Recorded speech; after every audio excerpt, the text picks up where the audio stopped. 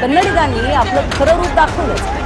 बेळगावात महाराष्ट्रातल्या वाहनांची हे सगळं कधी संपणार आहे कुणाच ठाऊक. त्यांनी तोडफोड केली. कधी संपणार त्यानंतर आता म्हणजे फडणवीस या गोष्टी जितक्या लवकर संपतील ना इतकं त्या लोकांसाठी चांगलं. दोन राज्यामध्ये जेव्हा वाद चालू असतात ना तेव्हा तिकडच्या लोकांना किती त्रास होतो ना हे त्या लोकांनाच माहिती असतं. आज महाराष्ट्राभरात भारताभरात आपण दाखवून दिलं आपल्या महाराष्ट्रातल्या लोकांनी की मराठी भाषा ही किती महत्वाची आहे. मग त्या राज्यात अजूनही आपली महाराष्ट्रातली लोक असून त्यांना मराठी बोलण्याची मुभा नाही, त्यांना मराठी बोलू शकत नाही, ह्याच्यावरून त्यांचा त्रास आपण समजू शकतो. बरोबर आहे. संविधानातला 263 आर्टिकल काय म्हणतो तुला माहितीये का?